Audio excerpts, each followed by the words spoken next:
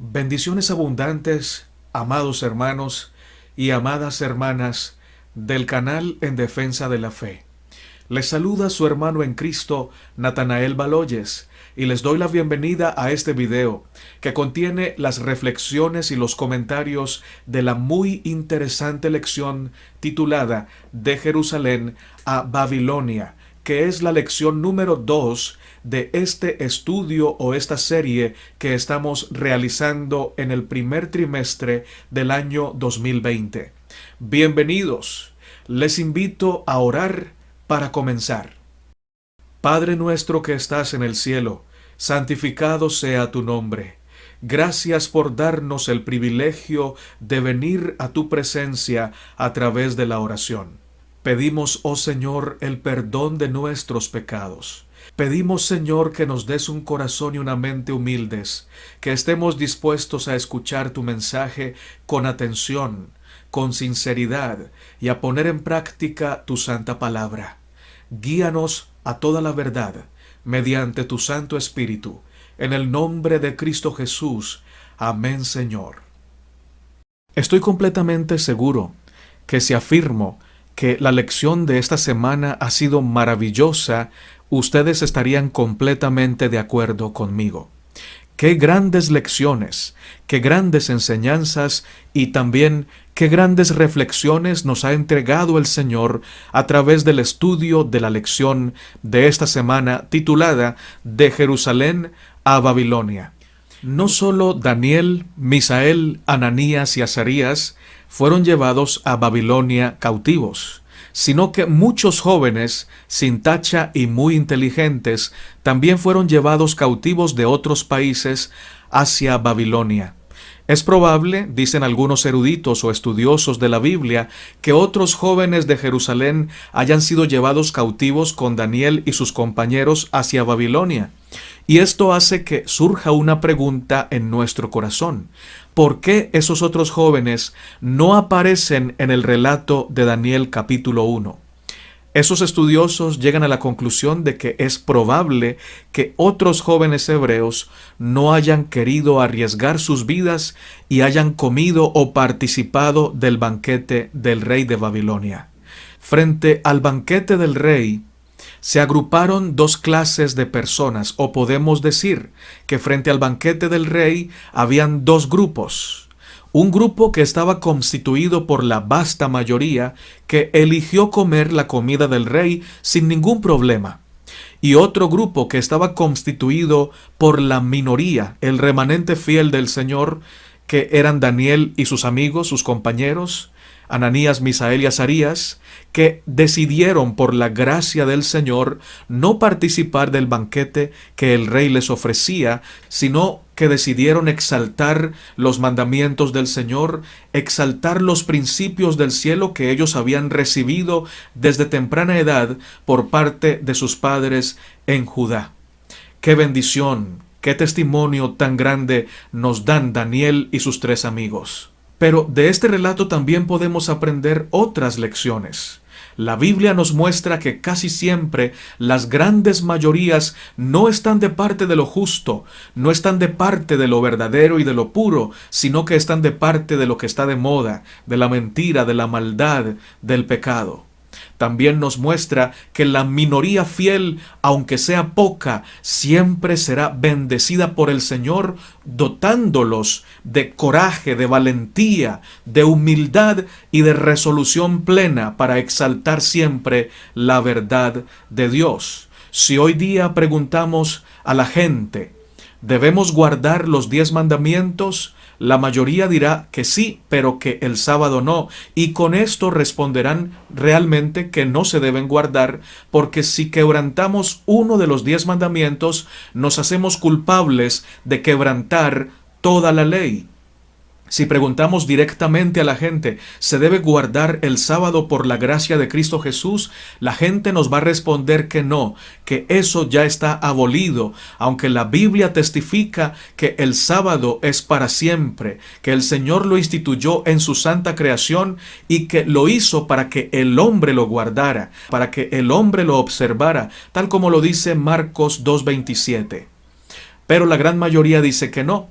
Como en los tiempos de Daniel, la gran mayoría se puso de parte de la injusticia y participó del banquete del rey. La gran mayoría de la gente hoy aman a un Jesús falso, un Jesús que los seres humanos de hoy han creado a su imagen y semejanza, un Jesús que no exige obediencia, un Jesús que le dice a la gente: sígueme tal como eres, que yo no te voy a cambiar. Tranquilo, puedes vivir en pecado. Yo no te voy a castigar por eso y te voy a llevar al cielo tal como eres. Ese Jesús lo han creado los hombres a su imagen y semejanza, y la gran mayoría lo acepta. Pero el remanente fiel no acepta a un Jesús filosófico o psicológico creado por la carnalidad humana. El remanente fiel acepta al Jesús de la Biblia, al Jesús que dice: si me amáis, guardad mis mandamientos. Al Jesús que dice: todo aquel que quiere ser mi discípulo debe negarse a sí mismo, tomar su cruz y seguirme. El Señor Jesús que afirma que no vino a abolir la ley, sino a cumplirla, y que debemos enseñar que sus mandamientos son grandes para poder ser llamados grandes en el reino de Dios. Amén. ¿Por qué la gran mayoría que estaba frente al banquete del rey eligió comer el banquete? En primer lugar, porque no temían a Dios o no lo conocían. Y si alguno era hebreo y decidió comer, entonces eligió ignorar el conocimiento de Dios y no manifestar amor ni temor por el Señor. En segundo lugar, porque no querían perder sus vidas, ya que rechazar el banquete era agraviar al rey y por lo tanto quedar en riesgo de perder la vida. En tercer lugar, porque querían satisfacer sus gustos y apetitos. Es seguro que el banquete que el rey ofrecía a estos jóvenes que habían de ser los sabios de Babilonia en un futuro cercano era un banquete totalmente apetitoso y llamativo a la vista y al olfato. Seguramente al ver el banquete a muchos de ellos se le hizo agua a la boca y no quisieron negarse contra sus apetitos. Y la última razón que queremos mencionar es que la gran mayoría no quería ser catalogada como fanáticos o como ridículos al ponerse en contra de lo que estaba de moda y al ponerse en contra de lo que la mayoría hacía. Por otro lado, mis hermanos y hermanas, Daniel y sus compañeros eligieron no contaminarse con el banquete, no participar del banquete, en primer lugar porque amaban al Señor. Ellos sabían que era probable que esto los llevara a la muerte por agraviar al rey de Babilonia, pero primero decidieron agradar al Señor y por ello agraviar al rey y que el Señor se encargara de las consecuencias. Amén por eso. En segundo lugar, decidieron no comer del banquete porque tenían principios, conocían lo que la Biblia dice sobre lo que es ofrecido a los ídolos y también sobre la comida inmunda y también sobre el vino. Y eligieron exaltar al Señor guardando sus principios. Como último aspecto, mencionamos que ellos no tenían temor de perder sus vidas por desagradar al rey, porque lo que realmente querían ellos era exaltar y agradar al Señor. Y no temían hacer el ridículo, ni ser catalogados de fanáticos por ser pocos en exaltar al Señor, por ser pocos en la obediencia, porque ellos sabían en quién creían. Alabado sea nuestro amado Señor. Otra importante lección que aprendemos de este relato es que Daniel, Ananías, Misael y Azarías decidieron vivir los principios aunque no estuvieran rodeados de ojos que fueran testigos de su desobediencia. La gran mayoría no conocía los principios. Ellos pudieron decir, bueno, el Señor nos va a entender, Él sabe que no nos podemos morir de hambre, y aquí en Babilonia lo único que hay para ofrecernos es este banquete diario, así que no nos podemos morir de hambre, vamos a comer y el Señor lo entenderá. Definitivamente ellos no hicieron esto. Ellos decidieron exaltar al Señor, ellos decidieron obedecer al Señor, a pesar de que las consecuencias fueran rudas y duras, porque ellos temían a Dios y lo amaban de todo corazón. Y esto gestó una circunstancia que permitió que el nombre de Dios fuera exaltado y que esta historia fuera escrita. Si ellos hubieran sido cobardes y hubieran racionalizado su fe y hubieran adaptado sus principios a las circunstancias, hoy no tendríamos una historia tan grande, tan llena de valor, de coraje, de osadía, de unos jovencitos que tenían más o menos 17 añitos y aún así eran capaces de exaltar a Dios a una costa de sus propias vidas. Alabado sea el Señor. ¿No se parecen estos jóvenes a muchos cristianos de hoy que por las circunstancias niegan su fe? Algunos dicen, podemos comer de todo, negando el escrito está que nos dice que no podemos comer de todo. Y algunos hasta se toman sus vinos, sus aguardientes y cosas que dañan su salud, que dicen que en poca medida no hace daño, pero hermanos, hace daño. Y el que ama al Señor es fiel desde lo poco hasta lo grande. Alabado sea Cristo Jesús. Amén. Daniel y sus compañeros no dijeron, aquí estamos en Babilonia, no en Jerusalén, así que los principios de Jerusalén quedaron en Jerusalén, ahora vamos a vivir de acuerdo a como dice Babilonia. Definitivamente no hicieron eso. Ellos siguieron guardando los principios de Jerusalén en Babilonia y esto permitió que el nombre de Dios fuera glorificado y que los incrédulos y los paganos fueran educados o evangelizados por el testimonio poderoso de estos jóvenes valientes. También podemos aprender de este relato el resultado de la obediencia. Los que hicieron parte de la mayoría que participaron del banquete, como dicen algunos eruditos, que es muy probable que muchos hebreos hayan estado en ese grupo que sí comieron por miedo a perder sus vidas, u otros porque querían probar del banquete llamativo a sus vistas y a su gusto, perdieron la oportunidad de ser honrados por el Señor. Quizás siguieron siendo sabios, pero fueron sabios en la medida humana. Fueron sabios en la sabiduría que no trasciende el tiempo y el espacio y mucho menos la eternidad. ¿Alguien me podría decir cómo se llama algunos de los jóvenes que comieron del banquete del rey? Nadie. Sus nombres ni siquiera aparecen en la historia porque no marcaron la diferencia.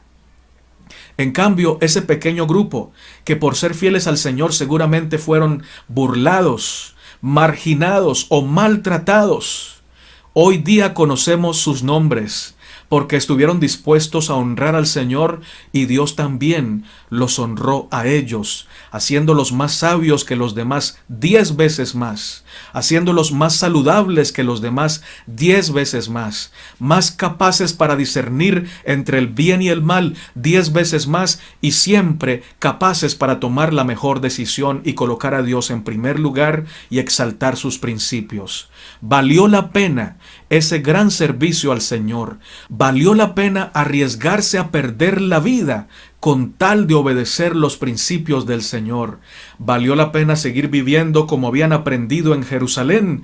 Ahora en Babilonia llevaron el estilo de vida de Jerusalén a Babilonia. Alabado sea el Señor. Y este estilo de vida prevaleció. Quizás tú y yo hoy estemos rodeados de confusión, rodeados de perversión, rodeados de maldad. Vivimos en medio de Babilonia, pero como Daniel y como sus amigos, podemos elegir vivir el estilo de vida de la Canaán celestial, el estilo de vida de Jerusalén.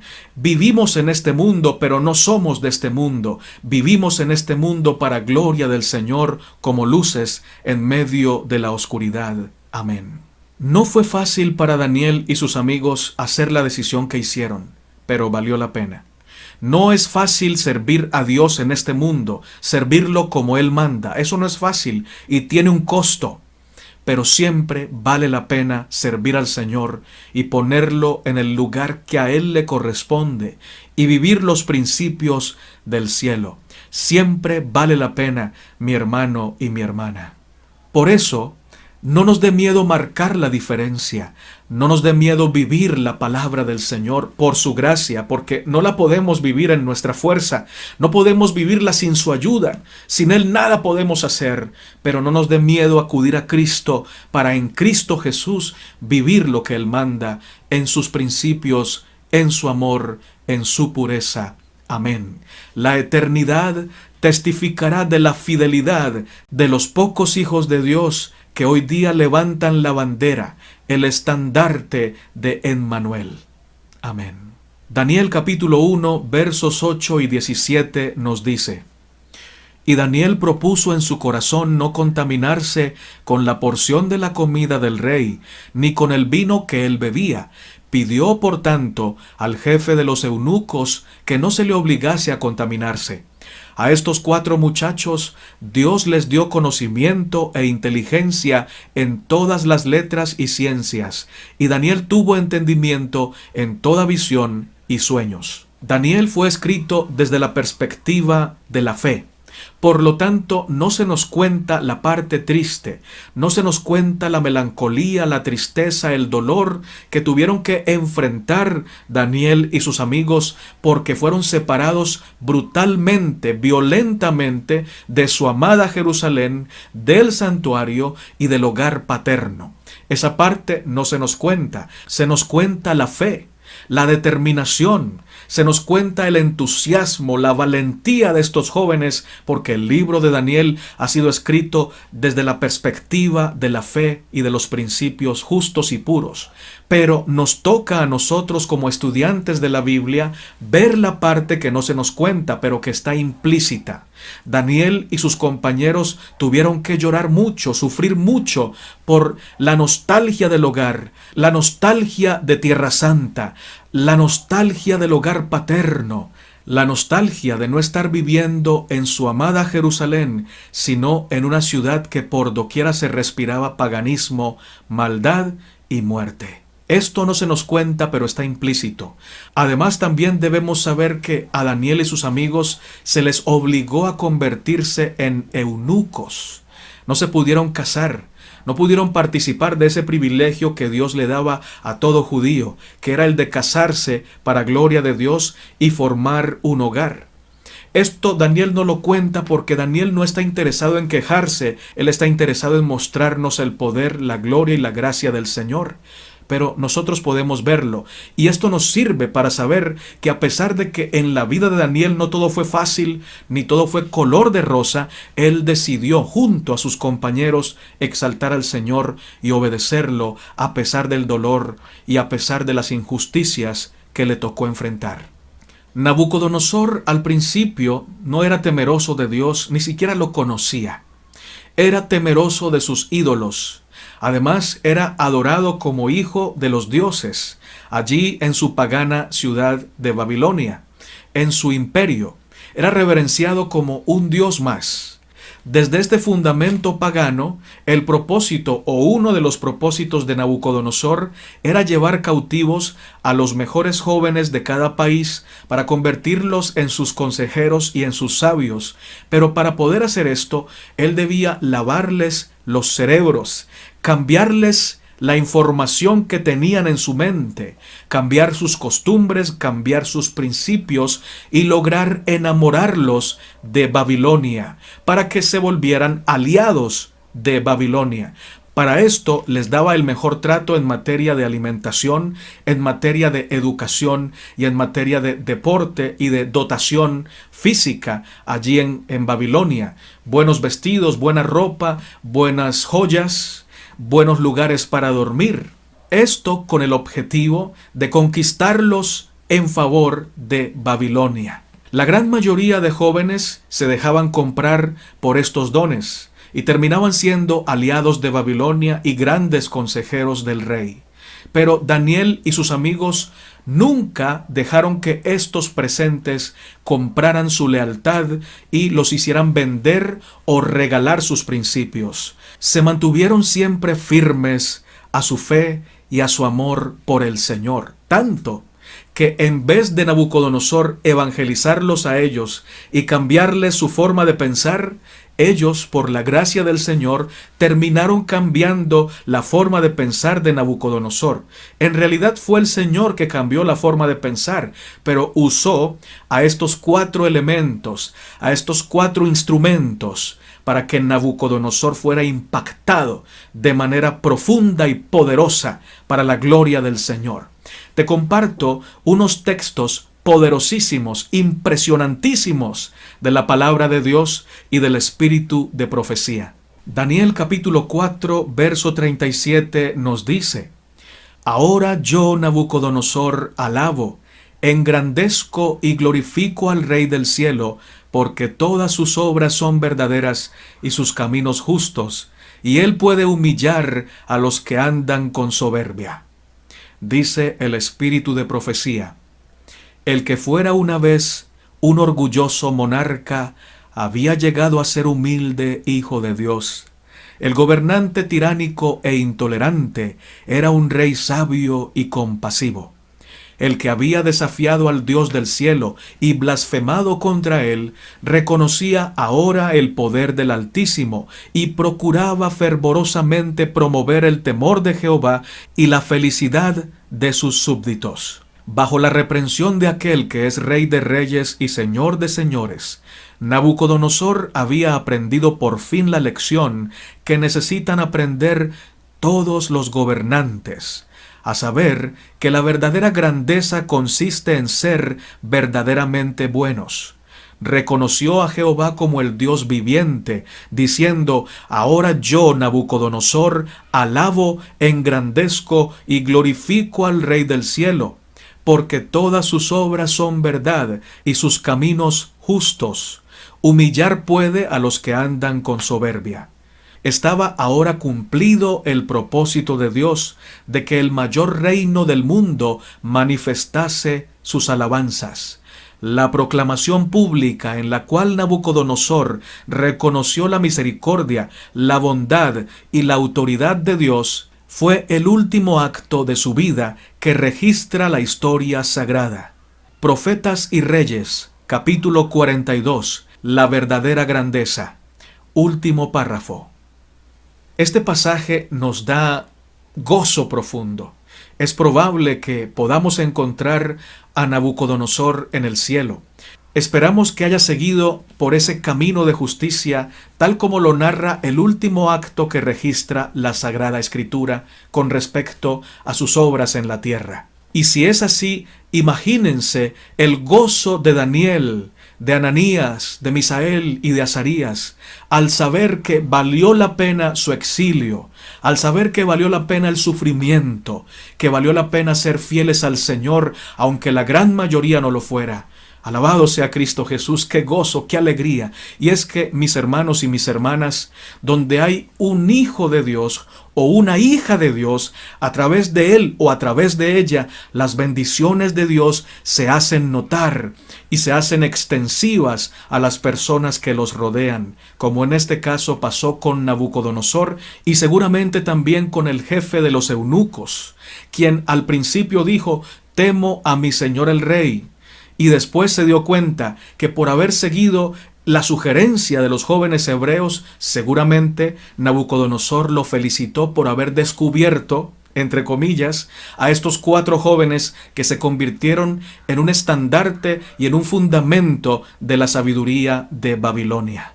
Así que la gracia que recibía Daniel y sus 3 amigos no era solo para ellos, era también para todos aquellos que los rodeaban. Alabado sea Cristo Jesús. La palabra de Dios nos dice, Mateo capítulo 5, versos 13 al 16, Vosotros sois la sal de la tierra, pero si la sal se desvaneciere, ¿con qué será salada? No sirve más para nada, sino para ser echada fuera y hollada por los hombres. Vosotros sois la luz del mundo. Una ciudad asentada sobre un monte no se puede esconder, ni se enciende una luz y se pone debajo de un almud, sino sobre el candelero, y alumbra a todos los que están en casa. Así alumbre vuestra luz delante de los hombres, para que vean vuestras buenas obras y glorifiquen a vuestro Padre que está en los cielos. Esto nos dice el Espíritu de profecía. Los corazones que responden a la influencia del Espíritu Santo son los conductos por medio de los cuales fluye la bendición de Dios. Si los que sirven a Dios fuesen quitados de la tierra, escuchen bien hermanos, y su espíritu se retirase de entre los hombres, este mundo quedaría en desolación y destrucción, como fruto del dominio de Satanás.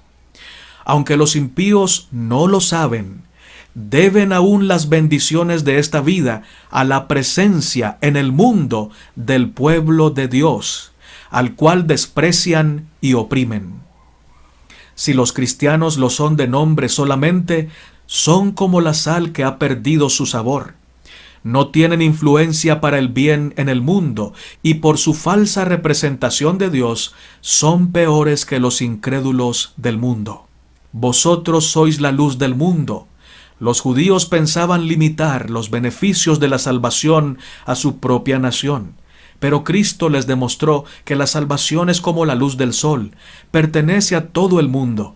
La religión de la Biblia no se ha de limitar a lo contenido entre las tapas de un libro, ni entre las paredes de una iglesia. No ha de ser sacada a la luz ocasionalmente para nuestro beneficio, y luego guardarse de nuevo cuidadosamente. Ha de santificar la vida diaria, manifestarse en toda transacción comercial y en todas nuestras relaciones sociales. Deseado de todas las gentes, página 273.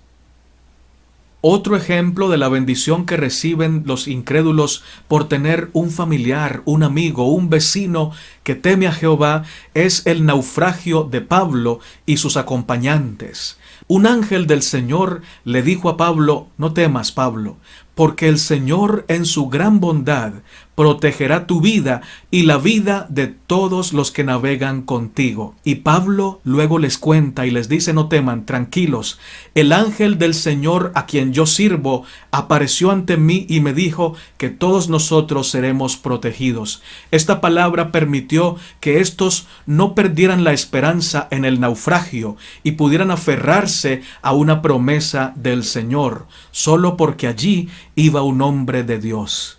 Hermanos, donde hay un siervo de Dios y una sierva de Dios consagrados al Señor, allí se manifiesta la gracia de Dios y se hace extensiva para las personas que los rodean. Amén.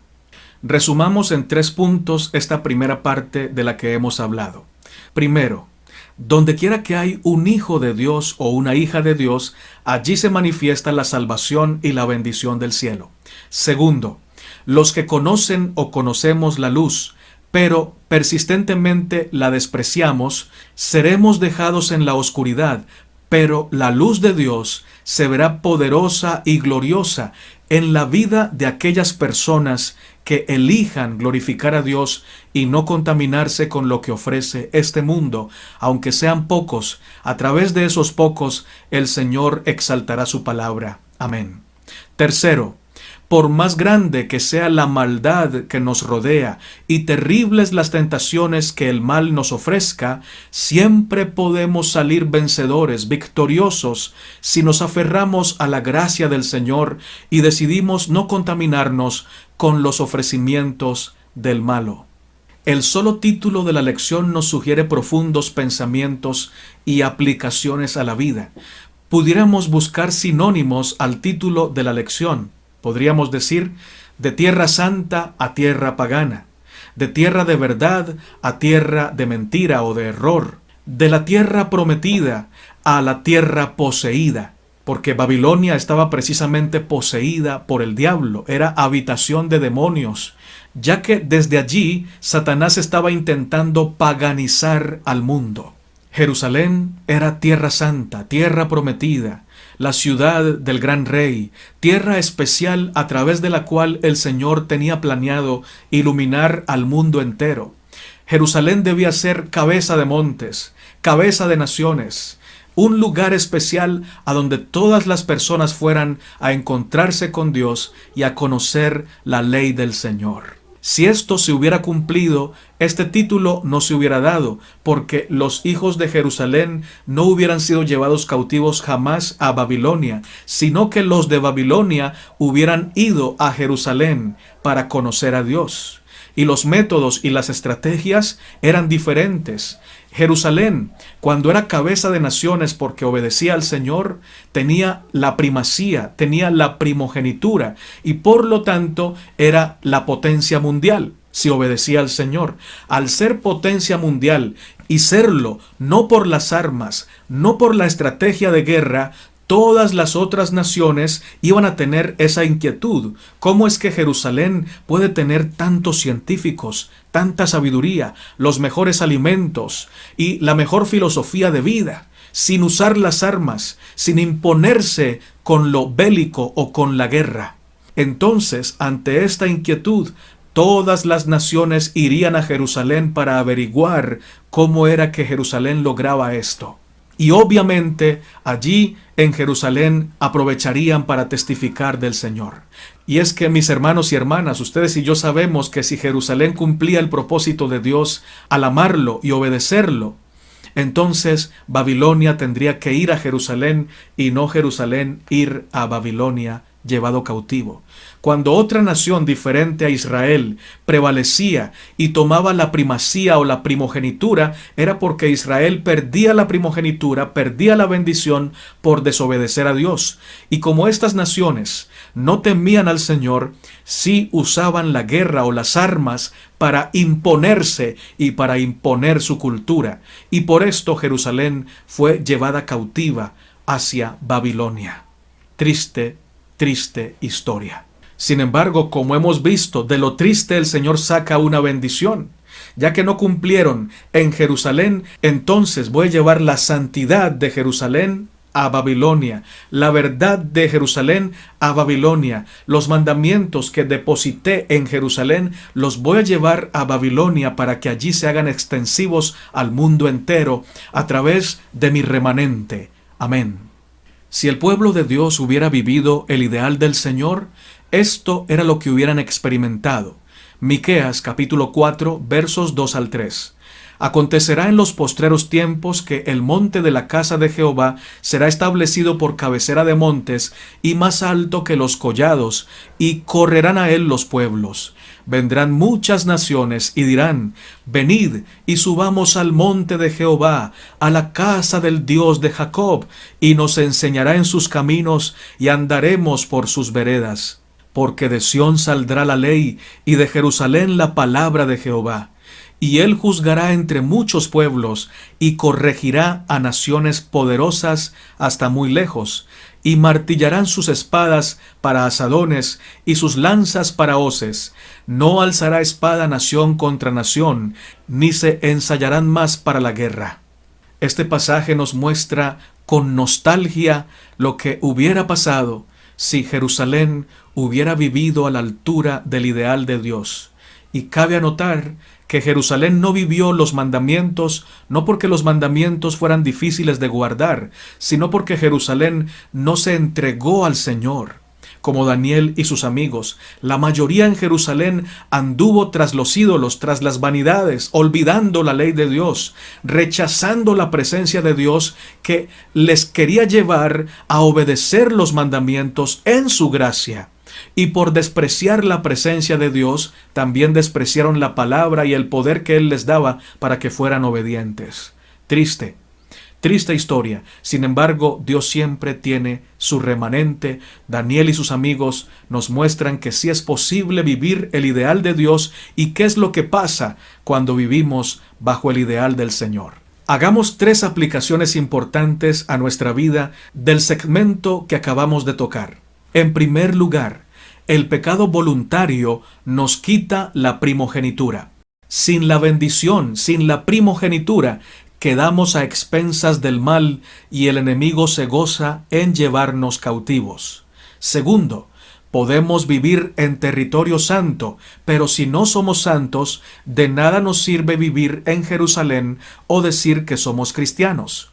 Tercero, cuando vivimos la verdad, las personas que están en error ven la luz en nosotros y quieren participar de esa luz.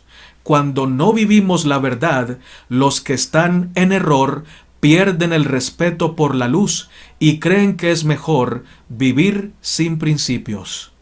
Y una cuarta, podemos vivir en Jerusalén y sin embargo practicar lo que enseña Babilonia. Eso le pasó a la mayoría de judíos del tiempo de Daniel. Pero también podemos vivir en Babilonia y vivir los principios que el Señor depositó en Jerusalén, vivir la ley de Dios. Esto le pasó a Daniel y sus amigos en Babilonia. Ya para terminar, mis amados hermanos y hermanas, hagamos algunas anotaciones puntuales y finales. Daniel 1 presenta varios contrastes. Presenta la forma de alimentarse de Babilonia, pero también nos presenta la verdadera forma de alimentarse de los siervos de Dios que viven de acuerdo a la verdad que Dios depositó en el santuario que estaba en Jerusalén, la ley de Dios. También nos presenta el temor de Babilonia y nos presenta el temor de los siervos de Dios. El jefe de los eunucos le dijo puntualmente a Daniel: temo a mi señor el rey. Ese era el temor de Babilonia. Todos temían al rey como si fuera un dios. Pero el temor de los siervos de Dios no está orientado a la humanidad. Los siervos de Dios no le temen a los hombres, no reverencian a los hombres, no adoran a los hombres, no obedecen la doctrina de los hombres. Los siervos de Dios le temen a Dios y obedecen la doctrina de Dios y obedecen a Dios antes que a los hombres. Amén. El libro de Daniel también nos presenta el estilo de vida de los siervos de Dios en contraste con el estilo de vida de los que viven en Babilonia o de los que creen la doctrina de Babilonia. Vemos a Belsasar, el rey nieto de Nabucodonosor, embriagado, jugando con las cosas santas, tomando de manera superficial lo sagrado. Pero vemos a Daniel en todo tiempo y a sus amigos en todo tiempo, colocando a Dios siempre en primer lugar, arriesgando sus propias vidas.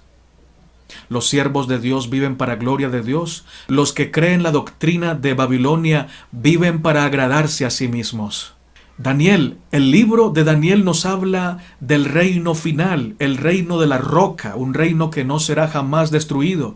Pero podemos decir con toda seguridad, basados en la palabra, de que Daniel, Ananías, Misael y Azarías son una primicia, un ejemplo de cómo vivirán los súbditos del reino de la roca, del reino eterno, siempre leales, siempre fieles, siempre gozosos, sirviendo al Señor en santidad. Daniel y sus compañeros son una primicia o un ejemplo de cómo deben vivir los que viven bajo el reino de Cristo.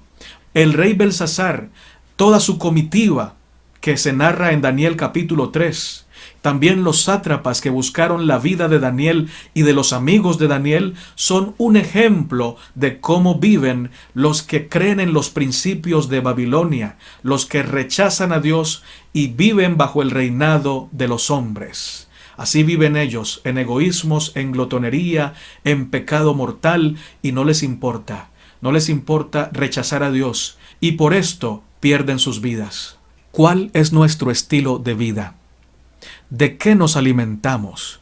¿De la mesa del rey de Babilonia o de la mesa que el Señor ha preparado para los que le aman? ¿Alimentamos nuestra mente y nuestro corazón con la comida espiritual que Babilonia nos ofrece? ¿O alimentamos nuestra mente y nuestro corazón con la palabra del Señor y el espíritu de profecía? ¿Cómo nos estamos alimentando físicamente? Como Babilonia ofrece el alimento que daña nuestras arterias, nuestras venas, nuestro sistema nervioso, o nos estamos alimentando como el Señor le ha revelado a su pueblo, para que sea un pueblo que dé ejemplo en santidad, pero también en salud física. ¿Cómo nos vestimos? ¿Cómo hablamos? ¿Cómo es nuestro estilo de vida? ¿Como los babilonios o como los de Jerusalén? Hablo de Jerusalén bajo el contexto de los principios del Señor. Espero que nuestro estilo de vida esté de acuerdo a los principios del cielo, que vivamos como personas que vamos rumbo a Canaán, rumbo a la Jerusalén, a la nueva Jerusalén, y que por eso desde ahora vivamos de acuerdo a los principios que el Señor ha revelado a su pueblo. Amén. Terminemos con este pasaje del espíritu de profecía. Daniel estaba imbuido del Espíritu de Jesucristo y rogó que los sabios de Babilonia no fueran destruidos. Los seguidores de Cristo no poseen los atributos de Satanás, que se complace en angustiar y afligir a las criaturas de Dios. Tienen el espíritu de su Maestro, que dijo: porque el Hijo del Hombre vino a buscar y a salvar lo que se había perdido. No he venido a llamar a justos, sino a pecadores al arrepentimiento. Si Daniel hubiera poseído la misma clase de celo religioso que hoy se inflama tan rápidamente en las iglesias y que conduce a los hombres a afligir y a oprimir a los que no sirven a Dios según el plan que ellos prescriben, hubiera dicho a Arioc: estos hombres que dicen ser sabios están engañando al rey, no tienen el conocimiento que dicen tener y deben ser destruidos. Deshonran al Dios del cielo, sirven a ídolos y sus vidas no honran a Dios de ninguna manera. Que mueran, pero llevadme a mí delante del rey y le mostraré la interpretación. La gracia transformadora de Dios se manifestó en su siervo y rogó con el mayor fervor por la vida de los hombres que luego, secreta y solapadamente, hicieron planes para acabar con la vida de Daniel. Esos hombres tuvieron celos de Daniel porque gozaba del favor de reyes y nobles y era honrado como el hombre más grande de Babilonia. Carta 90 de 1894. Impresionante pasaje. Yo sé que este video ha sido muy largo, pero estoy seguro que lo que se ha dicho, por estar basado en la palabra y por estar basado en el espíritu de profecía, ha sido de gran edificación para tu vida y para mi vida. Los verdaderos siervos y siervas de Dios nunca anhelan el mal para otras personas. Siempre ruegan para que sus enemigos o inclusive las personas más malas sean alcanzadas por la gracia del Señor. Esto hizo Daniel y esto hicieron sus 3 compañeros. Interceder para que los sabios de Babilonia no fueran muertos. Es probable que la mayoría de esos sabios se hubieran burlado de estos jóvenes, porque estos jóvenes pertenecían a un pueblo que había sido vencido por Babilonia. Y lo que se decía en ese tiempo era que el pueblo que vencía al otro pueblo lo había vencido porque el Dios de ese pueblo era mayor que el Dios del pueblo que había sido vencido. ¿Cuántas veces estos sabios habrán dicho a Daniel y sus compañeros que su Dios no era verdadero? Y sin embargo, Daniel, Ananías, Misael y Azarías intercedieron en favor de estos burladores o de esos paganos. Porque este es el Espíritu de Cristo que se manifiesta en los que son siervos y siervas de Dios, en los que viven para la gloria de Dios como el Señor quiere que vivan los de Jerusalén, los de Tierra Santa, los de Tierra Prometida. Dios te bendiga, Dios te guarde, que el Eterno nos guarde en el centro de su corazón y que podamos ser luz para gloria de su nombre. Vamos a orar. Padre nuestro que estás en el cielo, Dios de Abraham, de Isaac y de Israel, a tu nombre la gloria para siempre. Gracias por este mensaje, Señor. Gracias por tu gran amor. Gracias por tu eterna misericordia. En este momento pedimos perdón por nuestros pecados. Perdónanos, Señor, por nuestra indiferencia. Perdónanos por no vivir a la altura de los principios que tú nos presentas en tu revelación.